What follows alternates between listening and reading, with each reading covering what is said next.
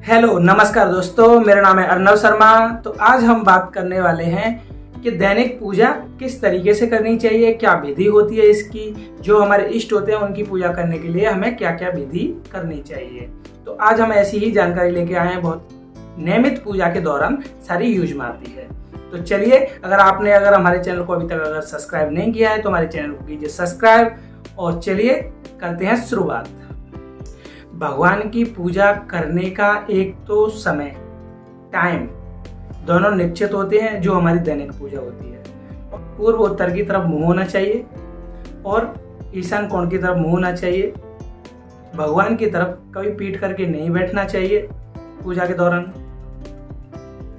और कोशिश करें कि तावे के पात्र में कभी भी चंदन ना रखें।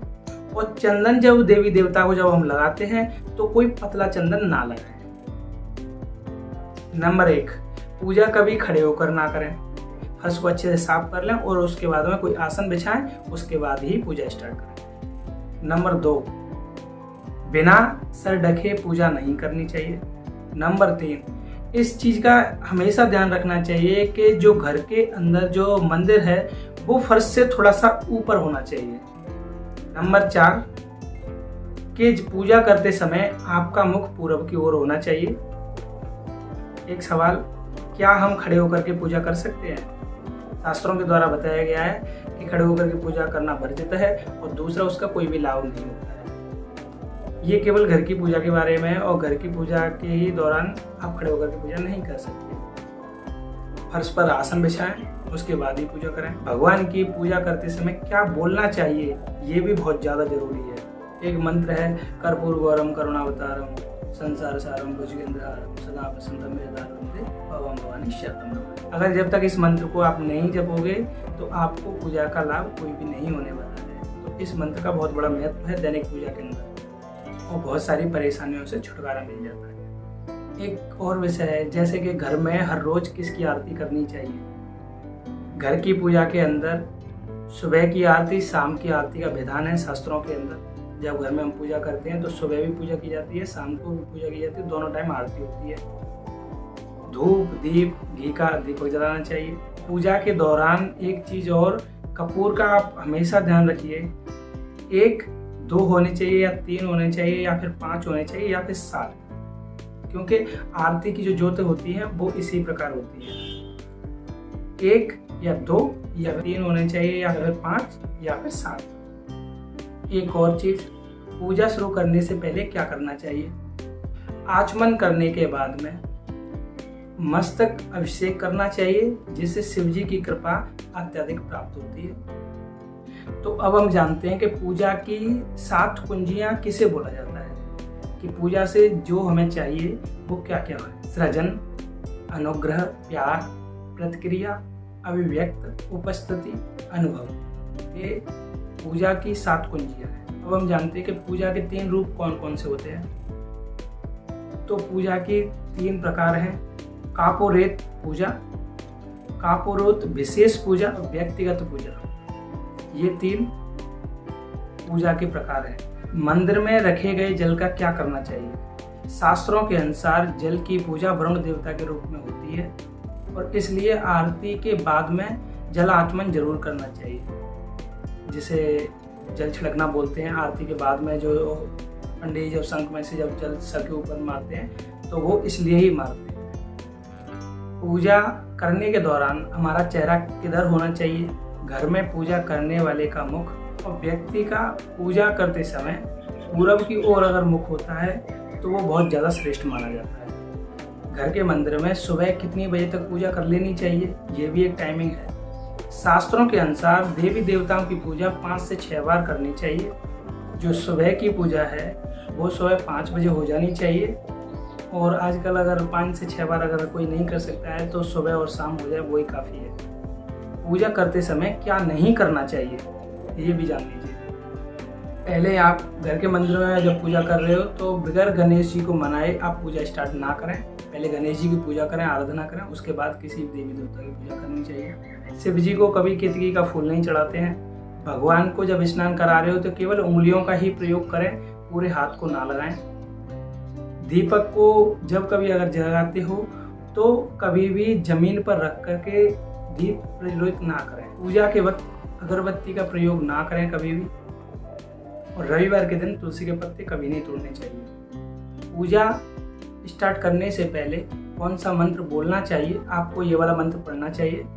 रोज कौन सा मंत्र बोलना चाहिए, गायत्री मंत्र का जप करना चाहिए हमेशा। पूजा करते समय अगर हाथ जल जाए तो क्या करना चाहिए। पूजा के दौरान अगर किसी भी तरीके से अगर आपका हाथ जल जाता है तो आपको समझना चाहिए कि पूजा के अंदर मेरे से कोई त्रुटि हुई है और आपको वह पूजा अच्छे से संपन्न करनी चाहिए। कोशिश करनी चाहिए कि आगे से कोई गलती ना हो।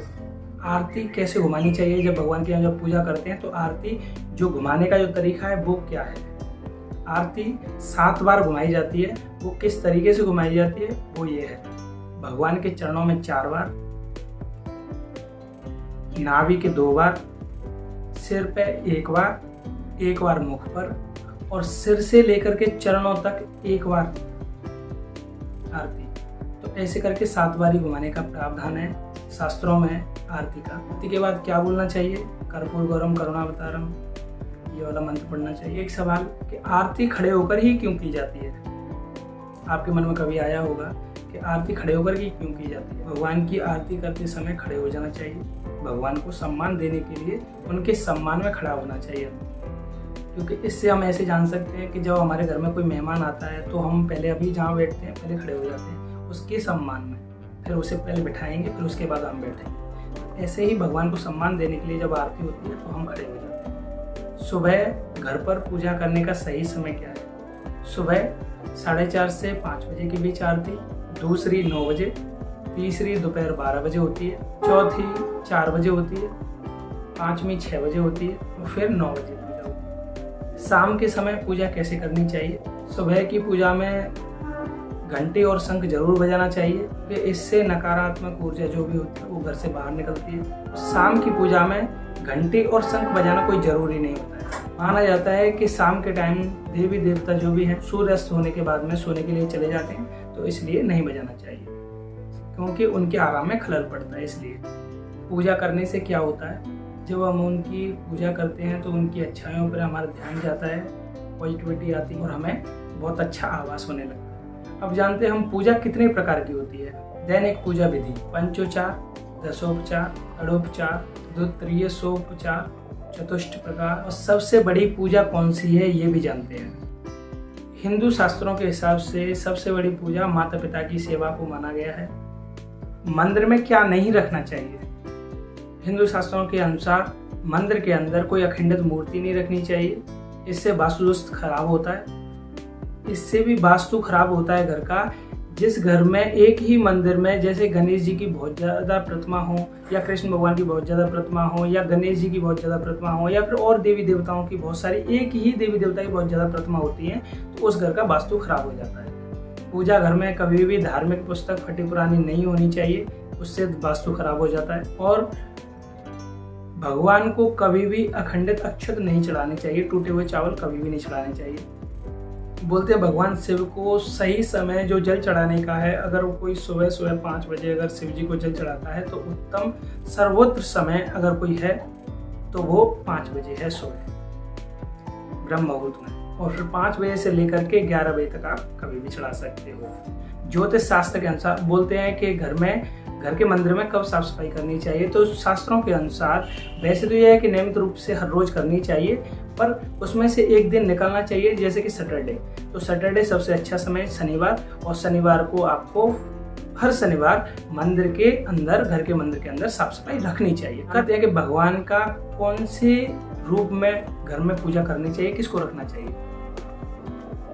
हिंदू शास्त्रों के अनुसार गणेश जी और लक्ष्मी माता की हमेशा प्रतिमा होनी चाहिए, कुछ तस्वीरें होनी चाहिए, जिससे लक्ष्मी का आगमन बना रहे। जानते हैं कि घर के मंदिर में अगर दीपक जगाया तो आपने किस दिशा में उसका मुख होना चाहिए, दक्षिण या पूर्व दिशा में होना चाहिए। विषय के बारे में बात करने वाले हैं जो कि है बहुत अच्छा। जैसे कि पूजा करते समय हमारे मन में बहुत सारे गलत विचार आते हैं, तो वो आते क्यों हैं। ज्योतिषियों का मानना है कि व्यक्ति के 2 मन होते हैं, एक जो शुद्ध मन होता है, दूसरा जो अशुद्ध मन होता है। जब मन अशुद्ध होता है तो उसमें गलत विचार स्टार्ट हो जाते हैं, और जब हम मन को कंट्रोल करने की कोशिश करते हैं तो वो जैसे मनमानी ढंग से काम करने लगता है, तो इसलिए वो गलत विचार आते हैं। बोलते हैं अच्छी चीज़ों में मन नहीं लगता है, तो वो ऐसा ही सिस्टम है। हाँ, कोशिश करने पर एक दिन ऐसा आएगा कि लग जाता है, तो स्टार्टिंग में नहीं लगता है, ये बात सही। सुबह उठ करके सबसे पहला काम करना चाहिए कि अपने हाथों को दोनों हाथों को जोड़ करके और देखना चाहिए। तो अपने हाथों को जब सुबह उठ करके जब देखते हैं तो आंगुली हिस्सों पे जो उंगलियां हैं इन पर लक्ष्मी जी विराजमान होती हैं, और इसके मध्य में होती हैं सरस्वती जी विराजमान होती हैं, और इनके मूल में जो लास्ट में जब आते हैं तो यहाँ पर कृष्ण भगवान मौजूद होते हैं। तो इसलिए हम तीनों को देखते हैं और बोलते हैं। हाथ के अंदर इन तीनों का वास होता है, लक्ष्मी जी, सरस्वती जी और बाद में कृष्ण भगवान। और सफलता के 3 मंत्रों के बारे में बात करने वाले, सीखने की आदत कभी बंद नहीं करनी चाहिए, चुनौतियों का सामना डट करके करना चाहिए और खुद का मूल्यांकन करना चाहिए। तो ये था हमारा आज पूजा के बारे में विषय। ऐसे ही जानकारी पाने के लिए हमारे चैनल को कीजिए सब्सक्राइब। मिलते हैं नेक्स्ट वीडियो में, जब तक के लिए अपना ध्यान रखिए, खुश रहिए, मस्त रहिए। तो चलो, जय श्री कृष्णा, राधे राधे।